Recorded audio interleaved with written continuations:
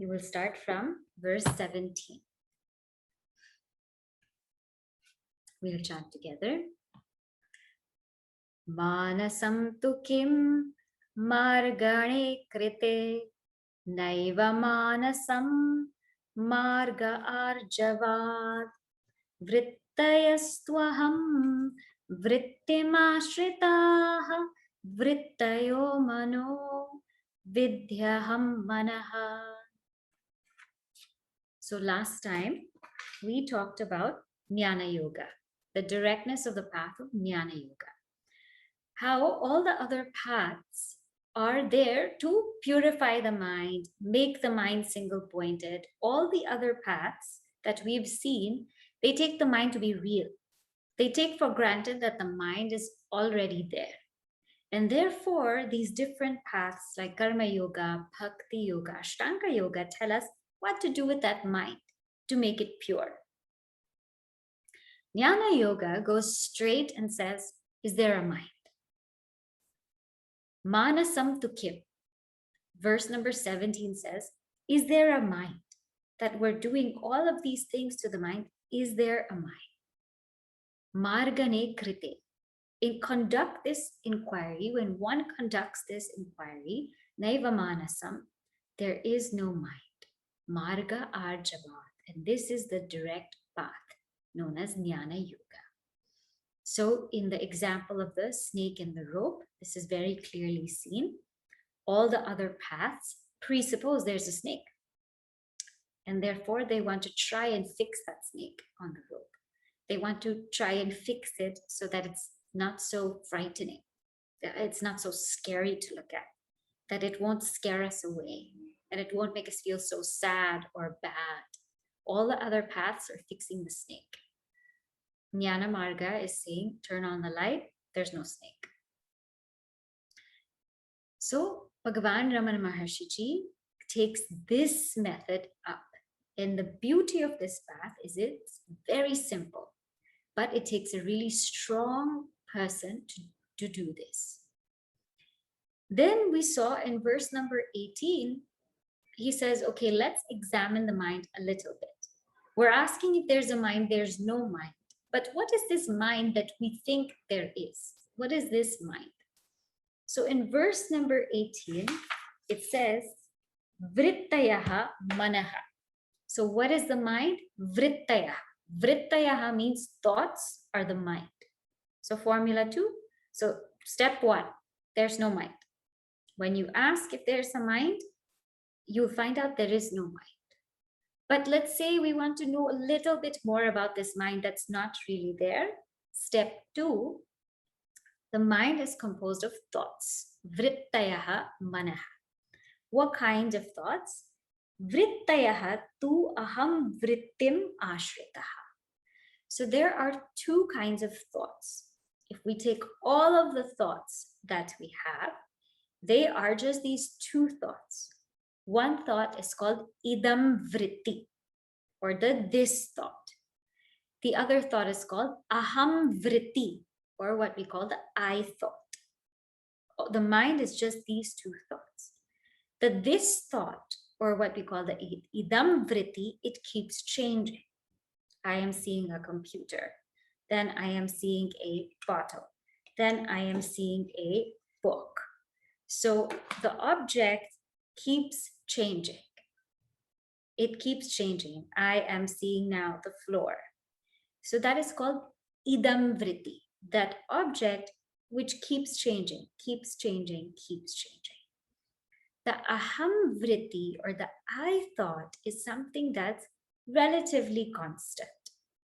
There's always going to be that I am the one seeing. I am the one seeing the computer. I am the one seeing the bottle. I am the one seeing the book. I am the one seeing the floor.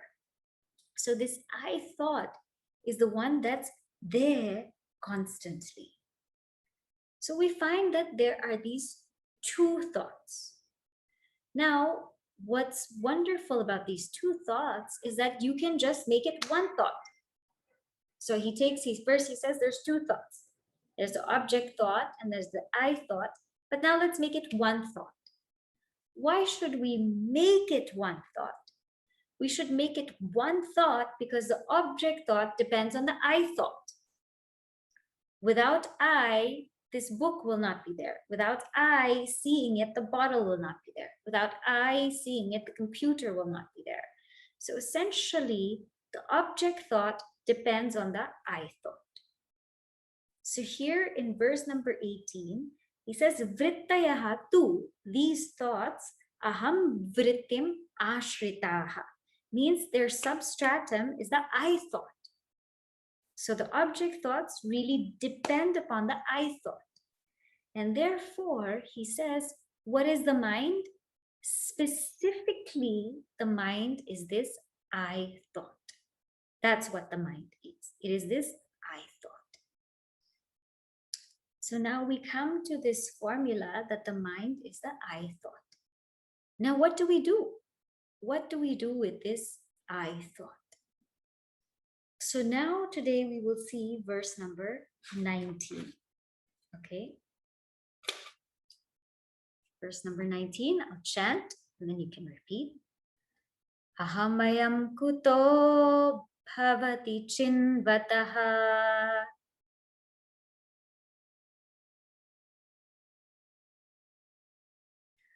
Aipatatyaham nija vicharanam.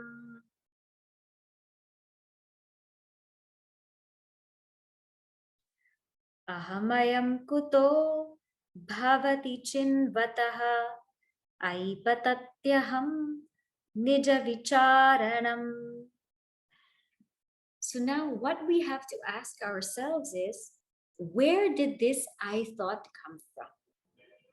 Aham ayam kutaha. Ayam means this. This aham, this I thought, kutaha bhavati.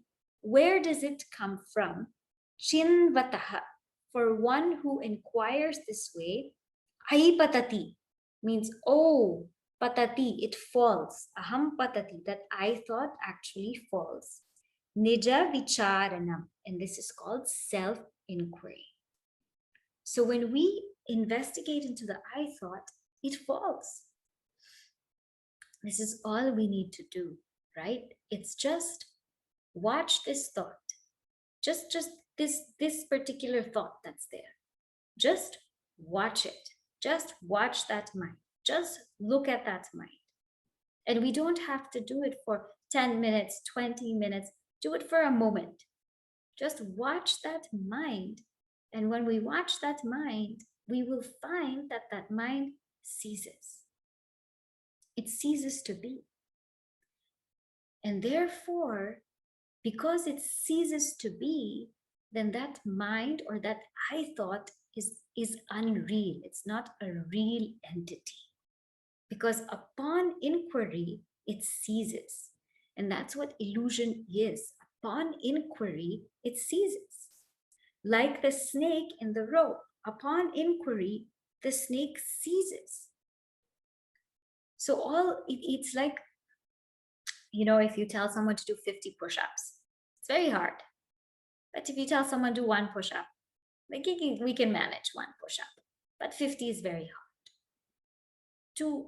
To silence the mind, to observe the mind for a long period of time, it takes practice.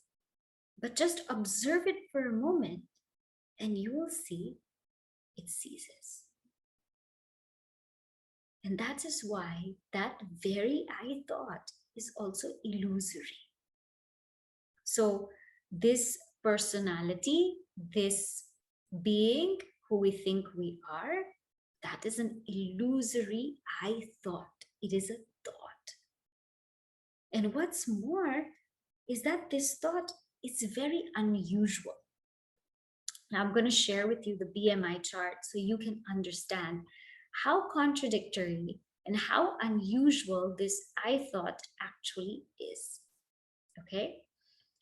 So here we have the BMI chart. Most of you have seen this, so I think this is very easy for you. We have these three instruments: the body, the mind, and the intellect, right? Now, we have Om, which is pure consciousness, pure awareness. This is the witness consciousness. This we all know. This is us, the witness consciousness. Now, in each of us, what happens is there is a body, there is a mind, and there's an intellect, and it does what it has to do. In the presence of Om, in the presence of the Supreme Consciousness, the body perceives objects. The body on its own cannot perceive objects. In the presence of Om, it perceives objects. The mind feels emotions, and the intellect thinks thoughts. That is all fine. Everything about this equation is fine. The dharma of the body is to perceive objects. The dharma of the mind is to feel emotions. The dharma of the intellect is to think thoughts. What happens here is that we take ourselves to be that, right? So this is what we call the object. These are the objects: body, mind, intellect. This is the subject. Now these are two different things. This is the subject. This is the object. In comes this illusory thought, which is called the perceiver, feeler, thinker, or the ego. This is a thought. This is not a real entity. This is a thought. And that thought comes in and mixes the subject with the object. It mixes the subject with the object. Clearly, the subject is different, the object is different. It mixes the subject and the object and says, I am the body, I am the mind, I am the intellect. So it takes two different opposing things and it mixes it together. And that job is the job of the ego or the ahankara. That's the illusory entity. So is it something that's really there? It's not really there. What's there is the subject. That's very much there. What's there is the object. It's there. It's experience. But this is an illusory notion. This is a false notion. And this is what it does. So it takes the consciousness, takes the body, mind, intellect, mixes it together and says, I am the body, I am the mind, I am the intellect. And this is what you call chit jada granthi. It takes consciousness, it takes inert, and it mixes it together. And this is an impossible combination. It's an impossible combination because, pure consciousness is absolute reality. It's what we call paramartha satta. It's absolute reality. And this body, mind, and intellect are what we call vyavaharika satta. They're transactional reality. Why is it transactional reality? Because it's there sometimes and it's not there other times. When we go to sleep, it's not there. So you're taking something which is absolutely real, which is what we call absolute reality, and then we are mixing it with something that is transactional reality, and we're putting it together. This is like you take a woman, a very beautiful lady in waking state, and a Prince Charming in dream state. You take them and you put them together. What kind of child will you have? That kind of child is called the ego. That impossible combination is called the ego.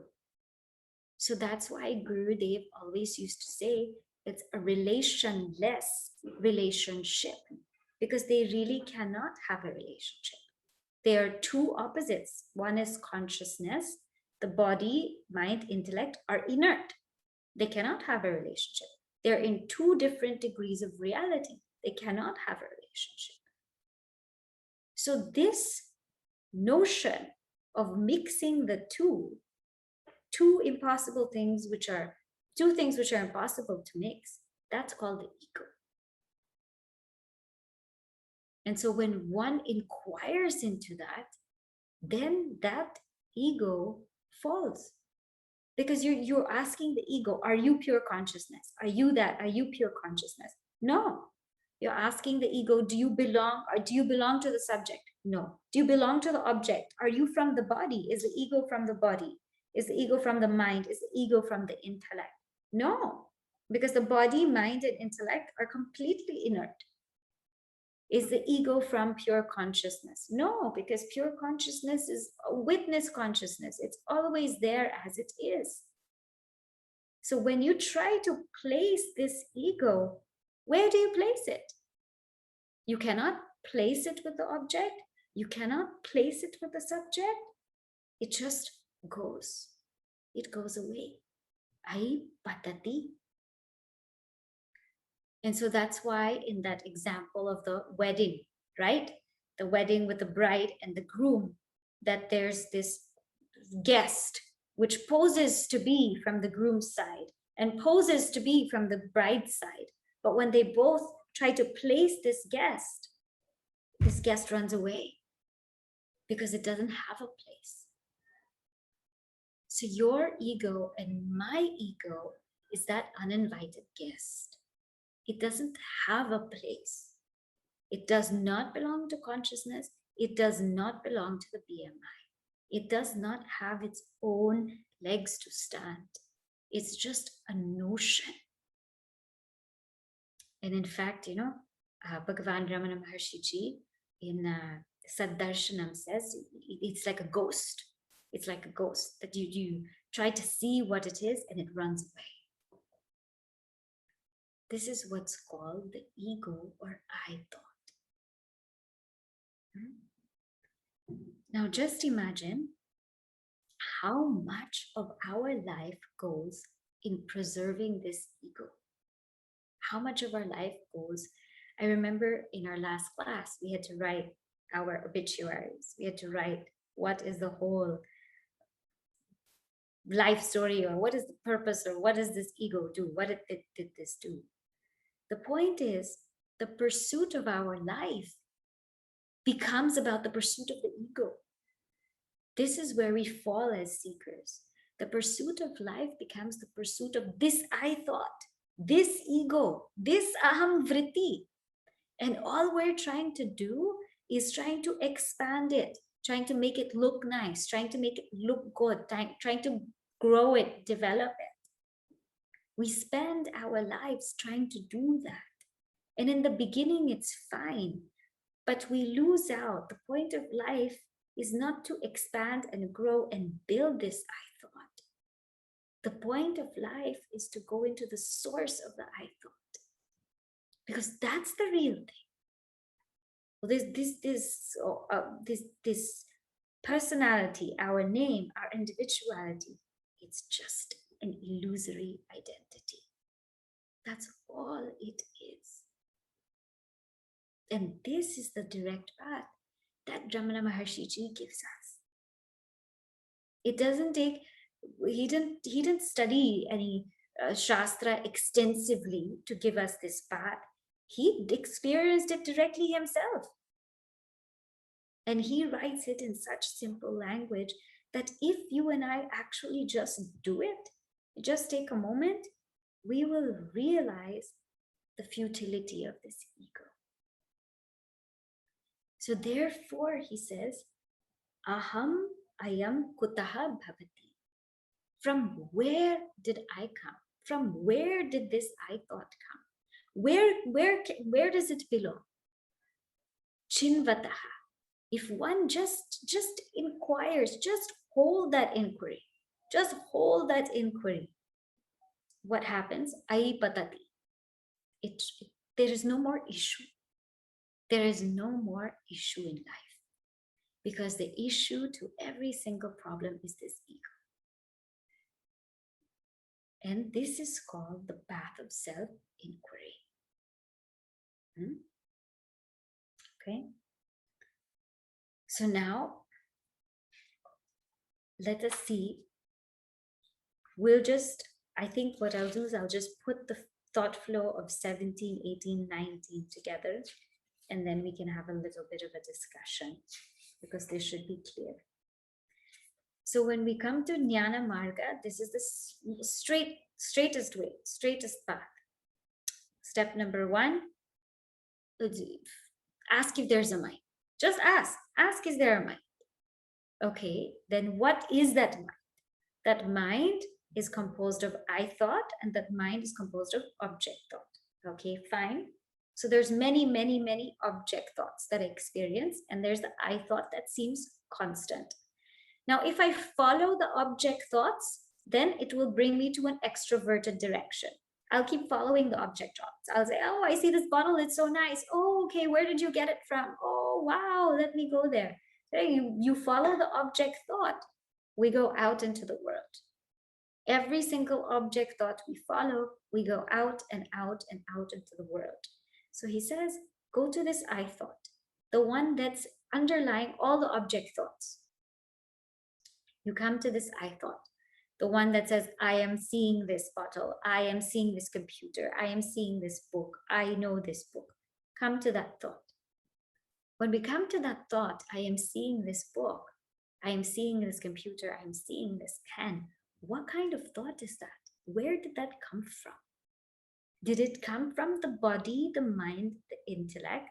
Does it belong there? No, because the body, mind, intellect on its own are inert. Did it come from pure consciousness? No, because pure consciousness has no change. It's changeless. It's an awareness. It's a presence. So where do you place it? Where you place it is it's an illusion. It's an illusion that attempts to combine these two things which cannot be combined. And that illusory notion is called the ego. And that's what we live our lives thinking we are. So, ai patati, when it falls, nija vicharana. This is self-inquiry. Okay?